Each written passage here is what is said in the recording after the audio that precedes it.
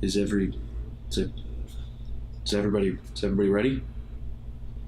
Okay. It's showtime. 1, 2, 3. 1, 2, 3. Wow. All right. Since the day you were first born, she was right there beside you, holding you close and saying I love you, changing your diapers, cooking your dinner, cheering you on, make you feel like a winner. Wow. Mom, mama, mom, mama, mom, mama, mom, mama, mom, mama, mom. I need somebody to help me say it one time. Mom, mama, mom, mama, mom, mama, mom, mama, mom, mama, mom. Wow.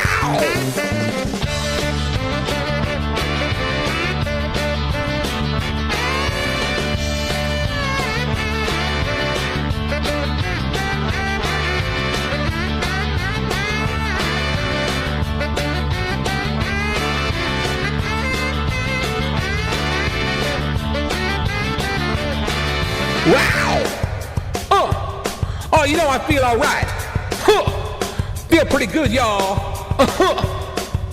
Mom, mama, mom, mama, mom, mama, mom, mama, mom, mama, mom. Come on, y'all, let's say it one more time. Mom, mama, mom, mama, mom, mama, mom, mama, mom, mama, mom. Wow!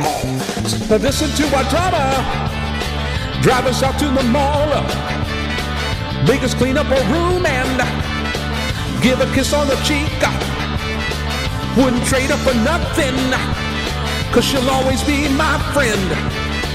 Won't forget that I need to write her a message and press send.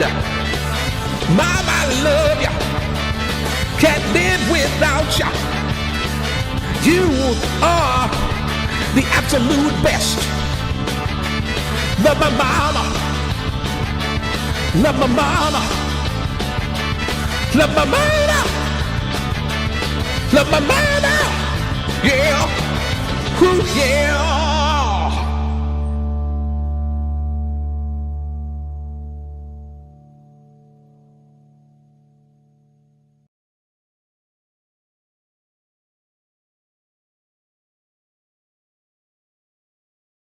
All right, how do you follow that?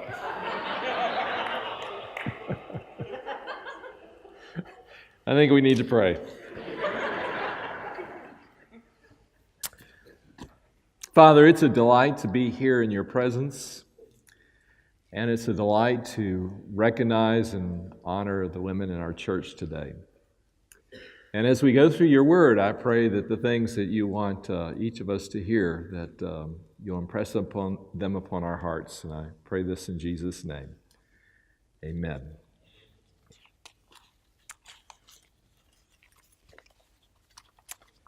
So actress Sarah Drew, who has appeared on Grey's Anatomy and in the film Mom's Night Out, had this to say about her new role as a mother.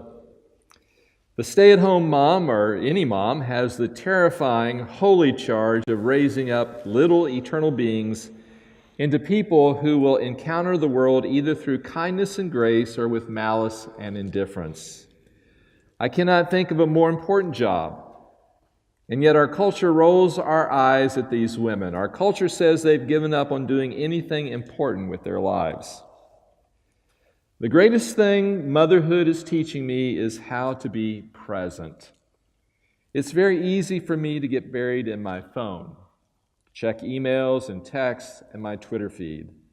When I'm not present in my life, I miss out on the beauty that is surrounding me.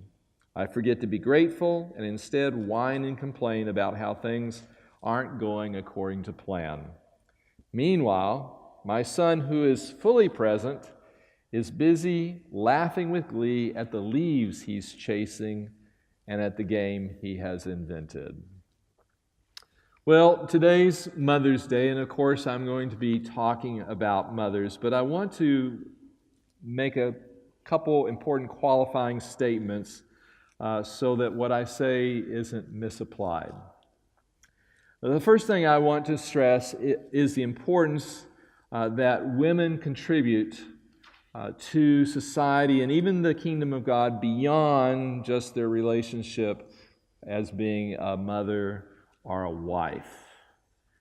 Women have a direct influence on the quality of life regardless of whether they're married or have children. And I'm sensitive to the fact that some of you here today are not married and don't have children, and you may be approaching this message and think that maybe there's nothing here for you.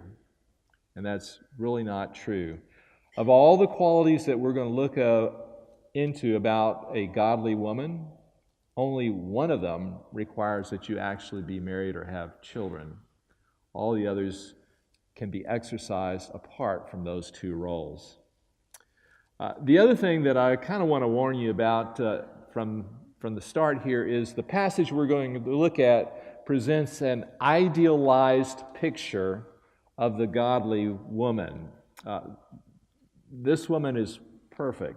The author may never have actually observed this woman in real life. She is a combination of Superwoman, Wonder Woman, and Mother Teresa all wrapped up into one.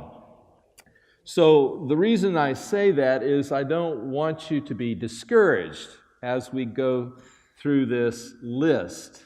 A lot of times God presents these ideal pictures. You can look at the list of qualifications for elders, for example, and God will present a whole list of qualities, and as you look at that list, you begin to think, well, I will never reach that. Well, that's probably true. You probably won't, because what God often does is He gives you the perfect ideal. He gives you the standard in which to strive for. He gives you the model to approach. And He does this not to discourage you into thinking, well, I'll never reach that. He does this so that you know where to go. These signposts are like when you're traveling on a vacation and you see a signpost that says your destination is 100 miles away. And you might be tempted to be discouraged by the fact that you've got so much farther in your journey to go. But the good news is you know where you're going. God has graciously given us these signpost markers so that we know the direction in which to go. And Proverbs 31 is one of those signpost markers. So I'm going to invite you to turn in your Bibles to Proverbs 31, verses 10 through 13. Now, the easy way to find that is this is a little more than halfway in the Old Testament. So if you just take your Old Testament and divide it in two, you should end up in the Psalms. And just move one book forward to Proverbs, and you'll get to Proverbs chapter 31, verses 10 through 13. While you're turning, I do want to identify some cultural differences, economic differences, that impact how we try to apply this passage. The first big difference is that Proverbs 31 is written to an agricultural society. And what that means is that when women did work, they worked inside the home. Typically, the Israelite husband could provide for his family through his farm or through his trade, but if they needed extra income, the wife could run a business out of her home. So there were no companies in those days, there were no offices, there were no manufacturing plants. If you needed to get extra income or do extra work, you worked at home. Even the tradespeople and the craftsmen typically lived close to their place of work, or their place of work was connected to their house. So as you read this passage, that's one of the big differences between our culture and theirs. Another key challenge that we face that they didn't face so much is that in our economic system, there are a lot of jobs that don't provide enough money to support a family. And in addition, there are a lot of women who are either divorced or who are single mothers.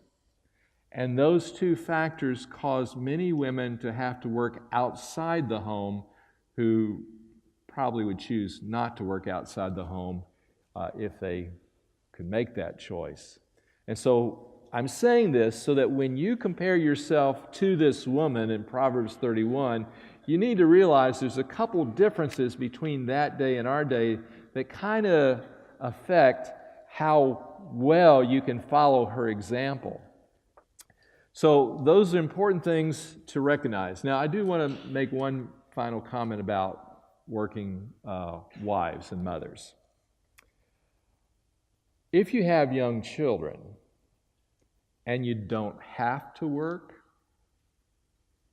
but you choose to work because it's a way to get a nicer house or to a newer car or things, let me just suggest to you that you're not making a wise choice, because your legacy is not going to be in the possessions you have or other things.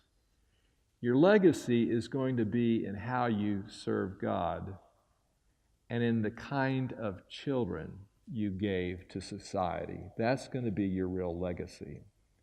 And so you want to make sure that you're investing the time and the energy in that legacy. So having said those things, let's look at Proverbs 31, and I'm going to go through this verse by verse. And we're first going to see in general terms what this woman is like. So verse 10. An excellent wife who can find, for her worth is far above jewels. Now, I checked the different translations, and they're all kind of all over the place with this translation. The New American Standard, of course, says an excellent wife. NIV says a wife of noble character.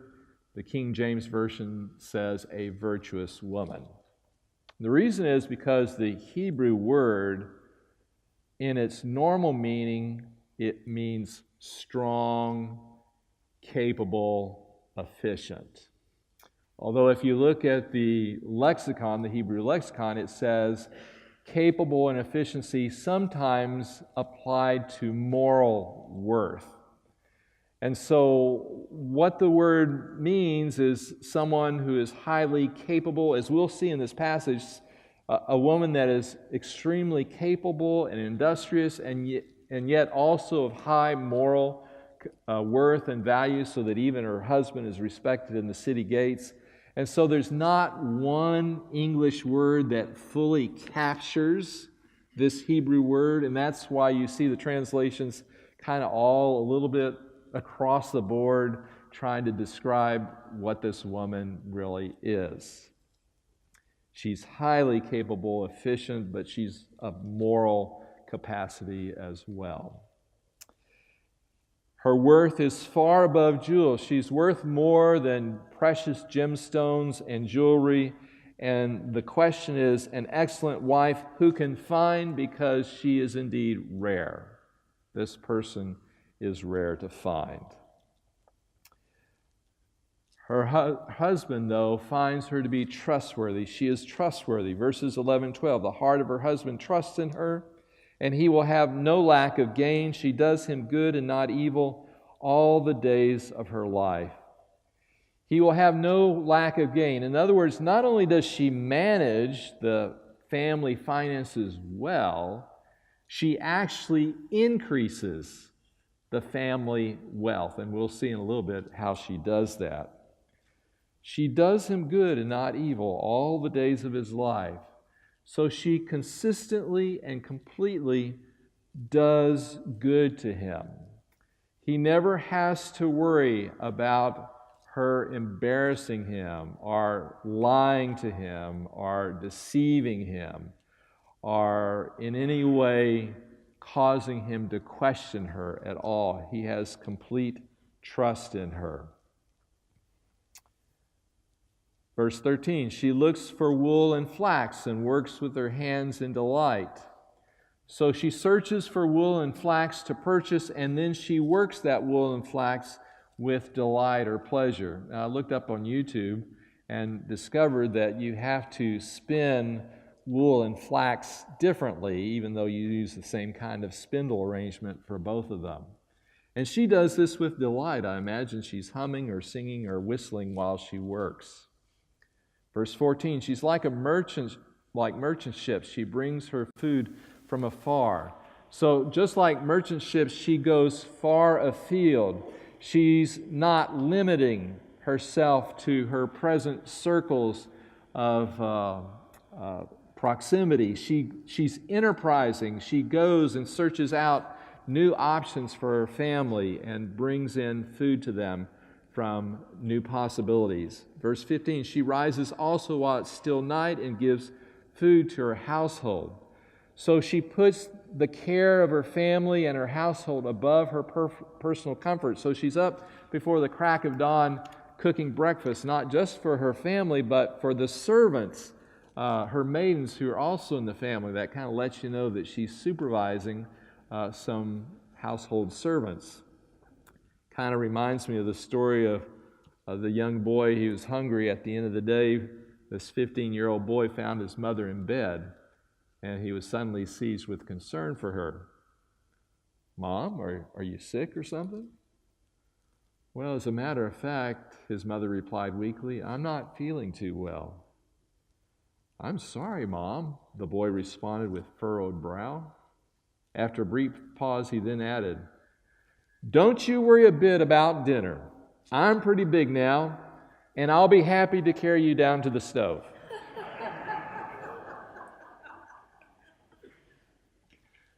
Verse 17, she girds herself with strength and makes her arms strong. She takes care of herself physically so that she can do all this work. I imagine she goes to the local rec center or the gym.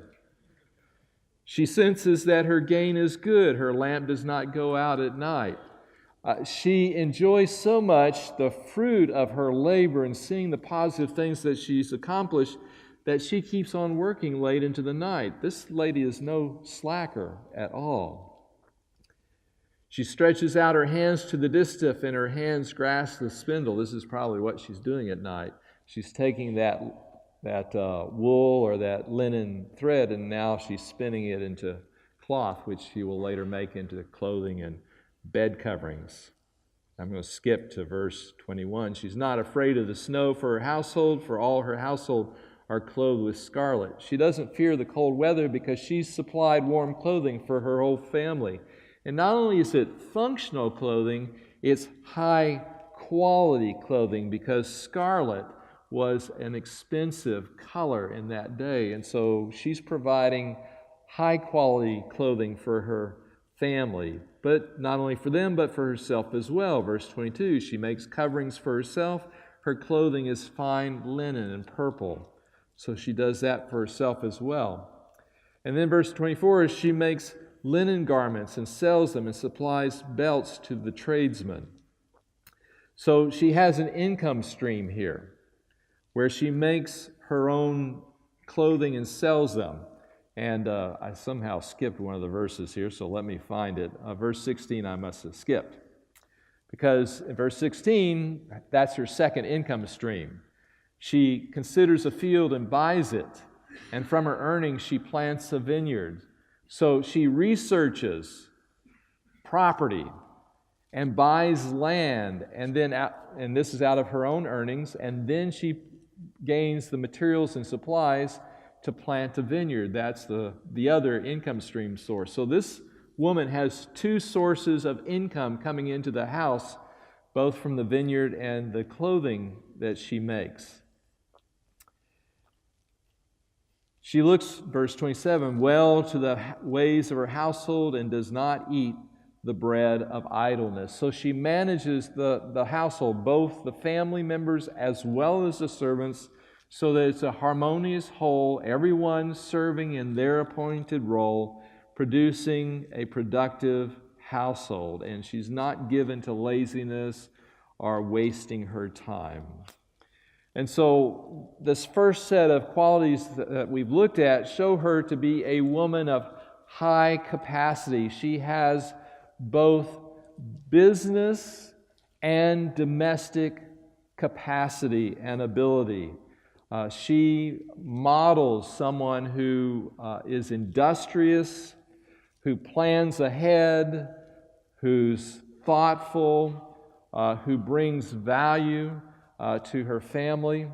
And in many ways, you wives do that today. Modern women do a lot of tasks as a mother, and it's very interesting. There's an article in Forbes that listed the results of a study. The people tried to ascertain what a mom was worth if you tried to calculate her salary. So I want to read those results to you. A yearly survey by Salary.com attempts to put a salary on the work of American mothers. First, they broke down motherly duties into the following 10 categories: daycare center teacher, CEO, psychologist, cook, housekeeper, laundry machine operator, computer operator, facilities manager, janitor, and van driver. Then they studied how many hours moms work in those categories and what the family would have to pay for outsourcing that duty. According to a 2012 survey, they determined the following. The average stay-at-home mom should make an annual salary of $112,000 based on a 40-hour work week base with 54.7 hours week of overtime. Now, an average working mom who's working outside the home should make an annual salary just for her mom role of $67,000 based on 40 hours of mothering duties and 17.9 overtime hours per week. And the article concludes, the breadth of mom's responsibilities is beyond what most workers could ever experience day to day. Imagine if you had to attract and retain a candidate to fulfill this role. So, and ladies, remember, this woman had servants to help her. So kind of give yourself a pat on the back there. You may actually, if you were paid what you're worth, may actually be bringing in more money to the family than your husband is. So those describe her capacity, her industriousness, her capability. But what about her character? Let's look at the other descriptions about her character. She's gracious and merciful, starting in verse 20. She extends her hand to the poor and she stretches out her hands to the needy.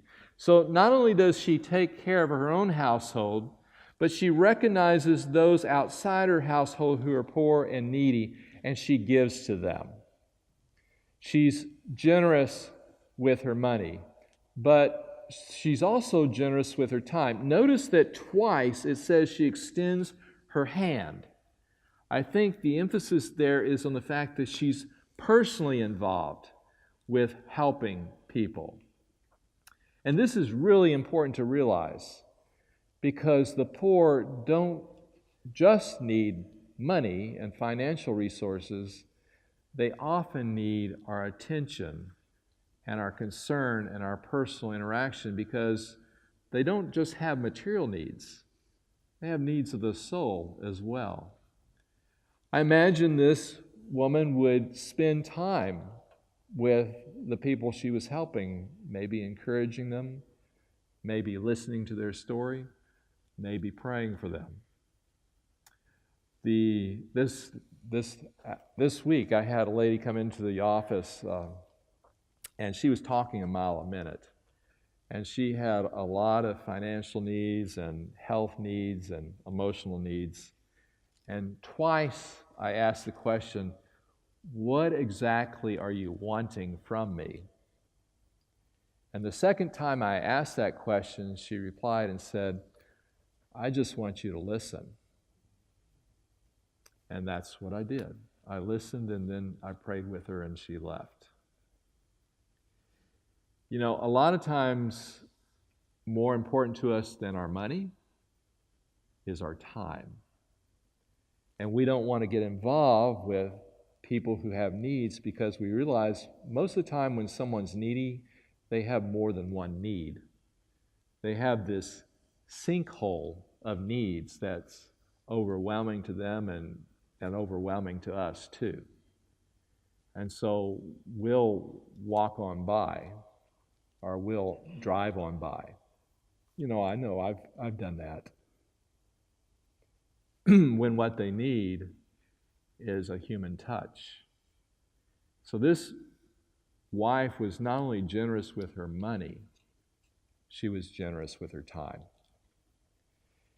In verse 26, it says, she opens her mouth in wisdom, and the teaching of kindness is on her tongue. The word that's translated kindness there is the Hebrew word chesed, which is the Old Testament equivalent of grace. She teaches with grace. And I can just imagine how her children bloomed in that household because she spoke with grace. A household that is full of graciousness is a healing balm to the soul. So many kids grow up and they're screamed at and they're yelled at and they're criticized and they're demeaned and they're devalued.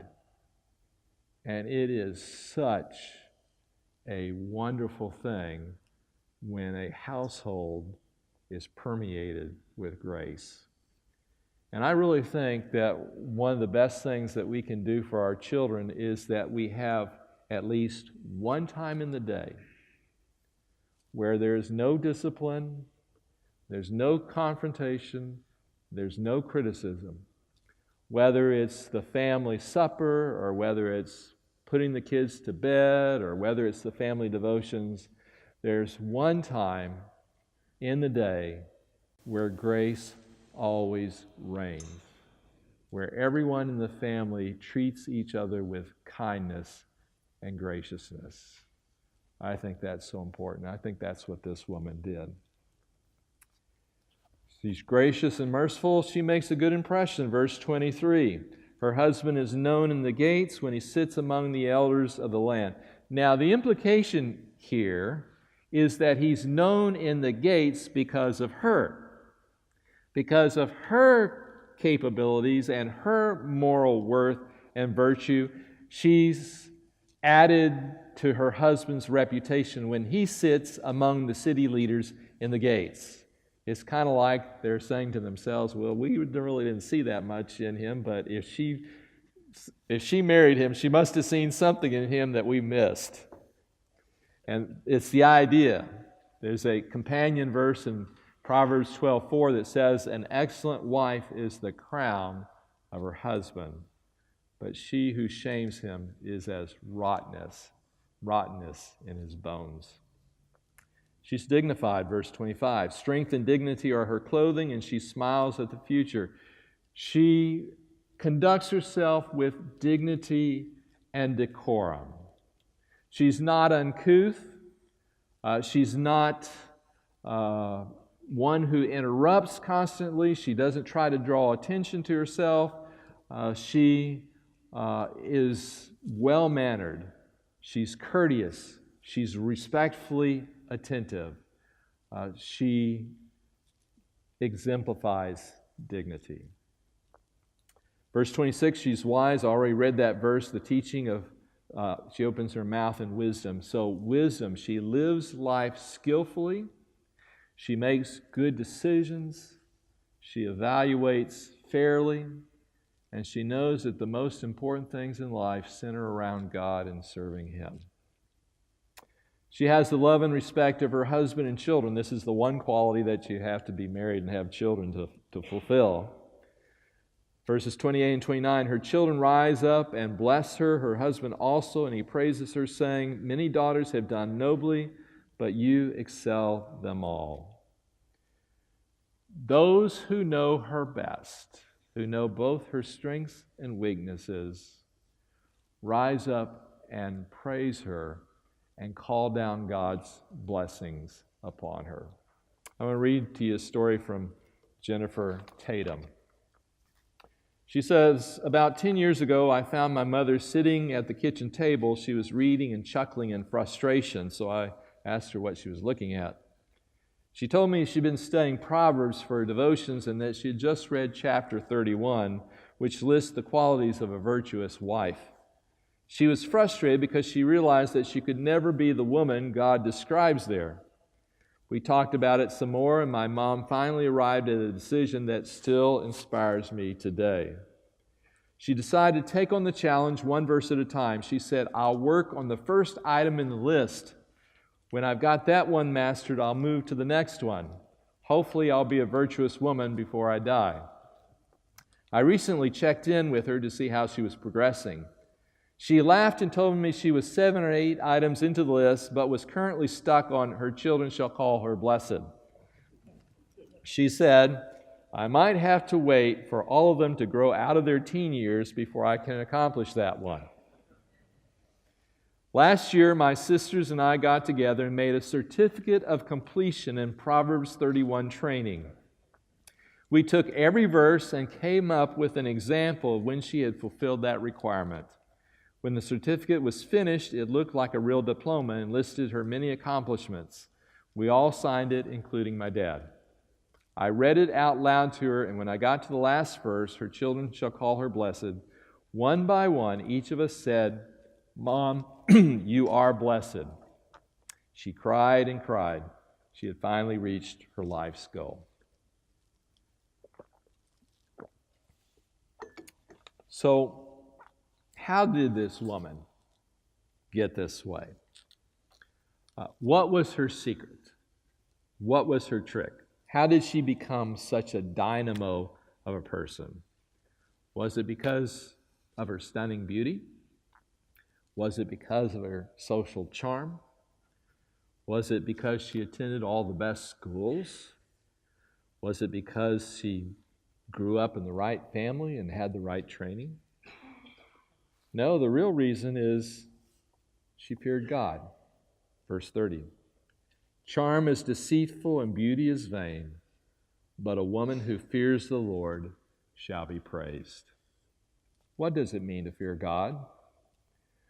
Well, it means that I so reverence and respect Him that I live by His rules. It means that I follow His desires for my life and I look for every way in which I can please Him. It means I confess my sins and turn away from them and I pursue righteousness. It means that I seek to honor God in everything I do. And God blesses the person who fears Him. He empowers them to live lives that impact other people for good. So what does she deserve? Verse 31. Give her the product of her hands and let her works praise her in the gates. She will enjoy the fruit of her labor, not just the material benefits of all her labor, but the fruit of a grateful family who praises her. And her fame will not be limited to the 4 walls of her house. She will be praised in the city gates. She will become publicly known for her righteousness and for her good deeds. And those all around her will praise and honor her for the person she has become.